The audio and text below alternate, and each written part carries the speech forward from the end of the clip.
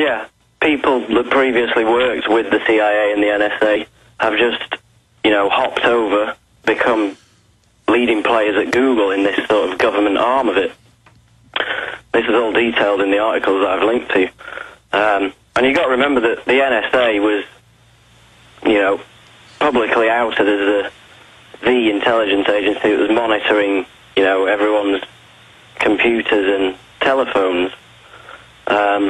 And then earlier this year, it was just announced that Google's going to set up this spy force directly with them. So they're just basically, revealing what we already know. It's an open secret.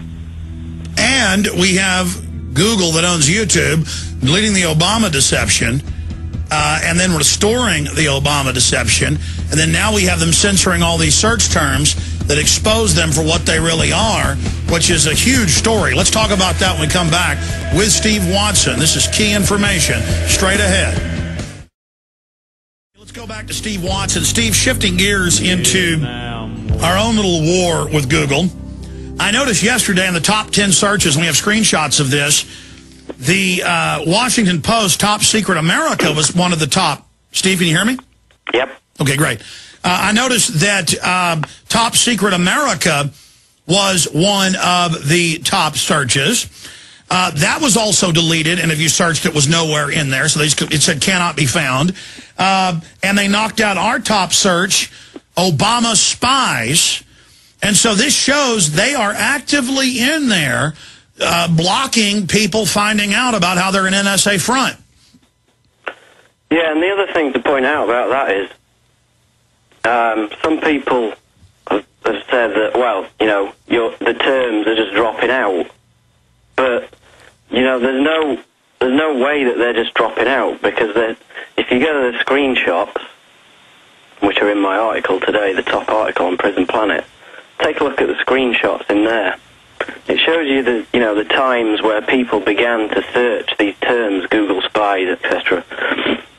And it shows you the spike in traffic, and it also shows you all the LinkedIn news articles, all the LinkedIn blog posts. That's the effect that it has. People start picking up on it, and people start writing about it on their blogs. And, this term Google spies, which was linked to the story we wrote yesterday, we asked, all the listeners and everyone to search that to get it to the top of the trends chart. It went to the top. Half an hour later, it was nowhere to be seen. And if you searched for it, there were no linked news articles, there were no linked blog posts, which is impossible because, as you can see from the screenshots, there were already, loads of news articles and blog posts about this story.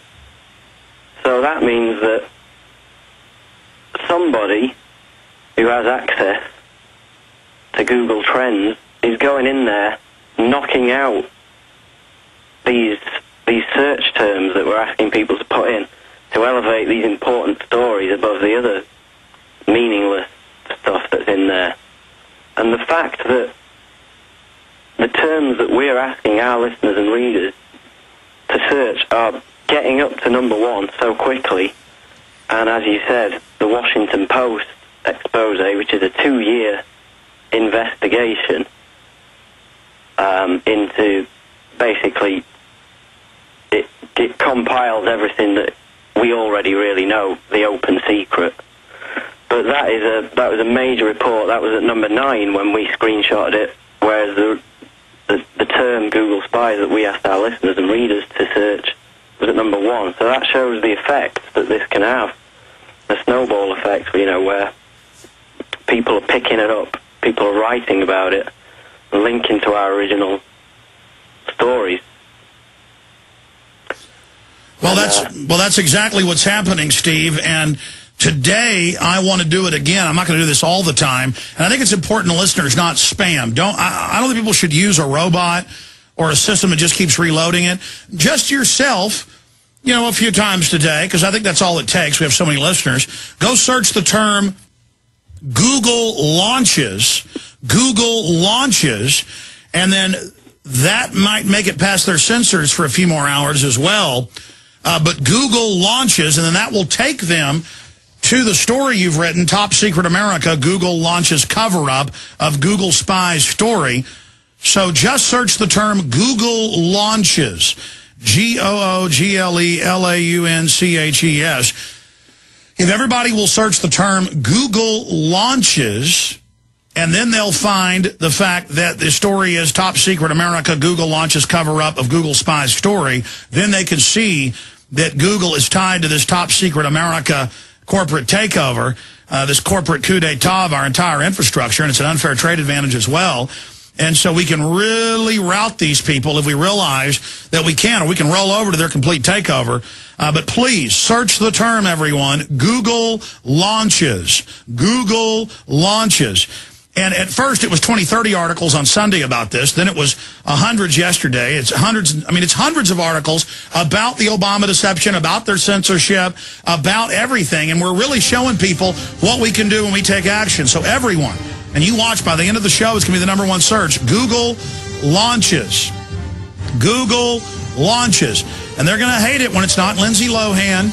They're going to hate it when it's not Mel Gibson. They want to keep you focused on stupid stuff like that instead of 850-something thousand highest level security clearance, private corporate globalists, crooks with the highest level security clearances overthrowing America.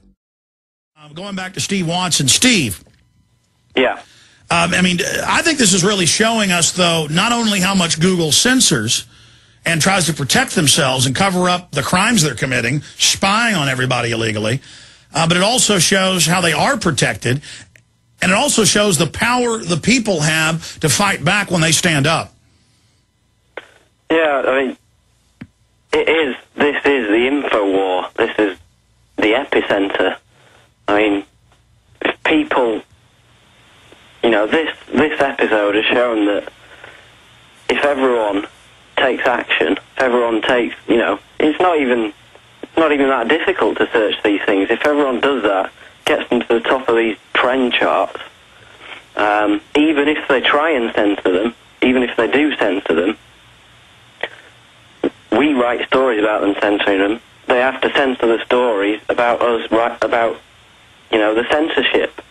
So this is the info war. People have got to take on this snowball effect and run with it. Well, that's a good point. The globalists have learned that when we win victories against NAFTA highways or surveillance or wars or tyranny, that we then think we're are done and go home.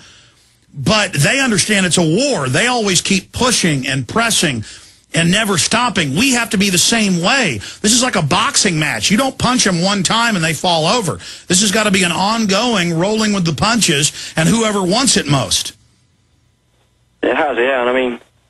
And we've documented how we wrote an article recently called "The Lights Are Going Out" for the internet.